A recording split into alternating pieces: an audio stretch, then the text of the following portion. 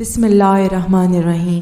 حسد ایک ایسی بیماری ہے جو خاندان کی خاندان تباہ کر دیتی ہے، اور حسد کرنے والا خود تو اپنی آگ میں جلتا ہی ہے مگر وہ دوسروں کی زندگی کو بھی برباد کر دیتا ہے۔ مریم اپنے گھر کی لاڈلی تھی۔ اس کے ماں باپ اور سب گھر والے اس سے بہت پیار کرتے تھے۔ اس کی عمر صرف 3 سال تھی، مگر حسد کی آگ نے اسے اس چھوٹی سی عمر میں نگل لیا تھا۔ اس کے گھر میں اس کے ماں باپ کے علاوہ اس کے دادا دادی، چاچا چاچی اور پھپھو رہتے تھے۔ مریم کی ماں دن بھر گھر کے کام کاج کرتی اور پھر دوپہر میں کھانا بنا کر کھیتوں میں اپنے شوہر، ساس سسر اور دیور کے لیے لے جاتی تھی۔ ایک دن مریم کی ماں جب کھانا لے کر کھیتوں کی طرف نکلنے لگی تو اس نے دیکھا کہ مریم کھیلتے کھیلتے تھک کر سو گئی تھی۔ اس نے مریم کو بستر پر لٹایا اور اس کی پھپھو کو اس کا دھیان رکھنے کا بول کر کھیتوں کی طرف چلی گئی۔ مریم کی پھپھو کو اس اطمینان کے ساتھ کہ وہ سو رہی ہے ٹی وی دیکھنے میں مصروف ہو گئی، اور کب اتنا وقت گزر گیا اسے احساس نہ ہوا۔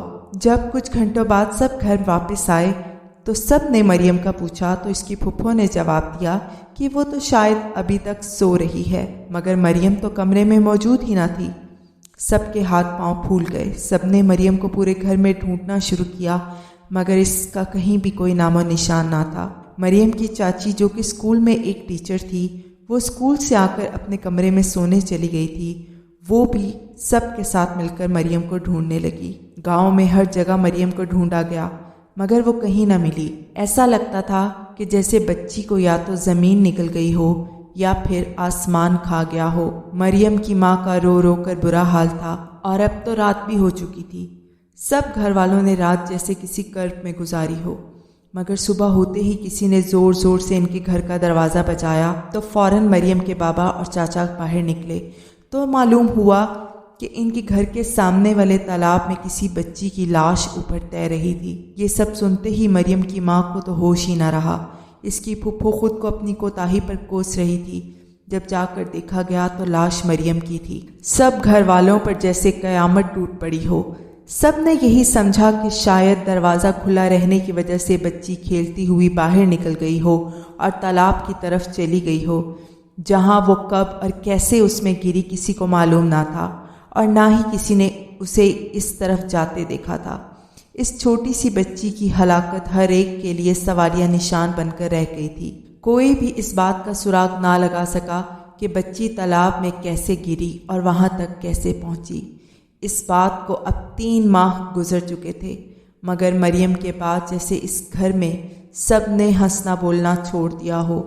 ایک رات جب سب سو رہے تھے، مریم کے چچا کے کمرے سے شور کی آواز سنائی دی۔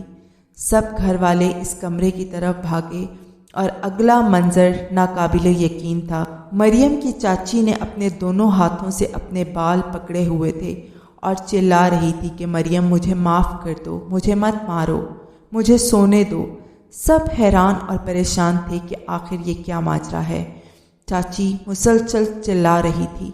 گھر والوں نے مشکل سے انہیں سنبھالا۔ جب اس سے پوچھا گیا کہ وہ ایسا کیوں کہہ رہی تھی تو اس نے بولا کہ شاید اس نے کوئی خواب دیکھا تھا، مگر جب 2 دن بعد دوبارہ سے یہی واقعہ ہوا تو اب کی بار ایسے جیسے سچ اس کی زبان پر لایا گیا ہو۔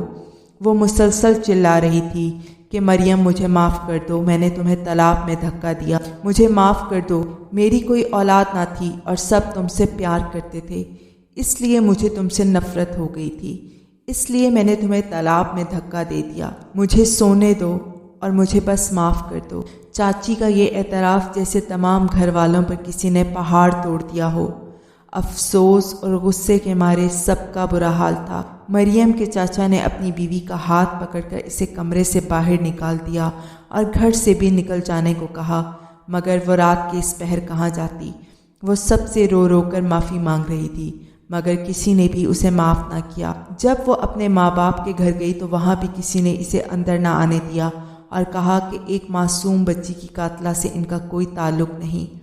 اس ساری صورتحال میں مریم کے چچا کا کہنا تھا کہ چونکہ اب اس عورت کا کوئی ٹھکانہ نہیں ہے، لہٰذا اسے پولیس کے حوالے کر دیا جائے، مگر مریم کے ماں باپ نے اپنا معاملہ خدا کے سپرد کر دیا تھا کہ وہی ان کی بے گناہ بچی کا انصاف کرے گا۔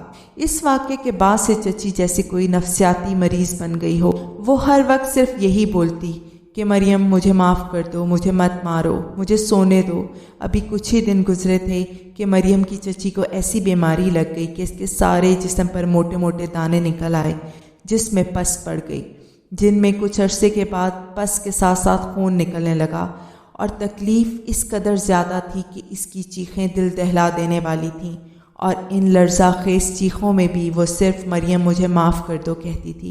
پھر کچھ عرصے بعد انہی دانوں کی وجہ سے اس کا جسم گلنے لگا، اور جسم سے عجیب سی بو آنے لگی کہ کوئی بھی اس کے پاس نہ جاتا تھا، اور اسی حالت میں وہ ایک دن اپنے کمرے میں مردہ حالت میں پائی گئی، اور اس کا جنازہ بھی چند ایک لوگوں نے خدا ترسی میں ادا کیا۔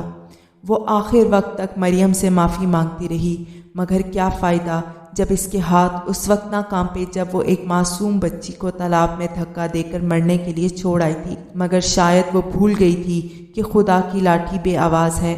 اس کے حسد نے نہ صرف ایک ہنستے مسکراتے گھر کو اجاڑ دیا تھا، بلکہ خود اس کو بھی نشان عبرت بنا دیا تھا۔ تو دوستو، آپ کو یہ کہانی کیسی لگی؟ کمنٹ سیکشن میں ضرور بتائیے گا۔ شکریہ۔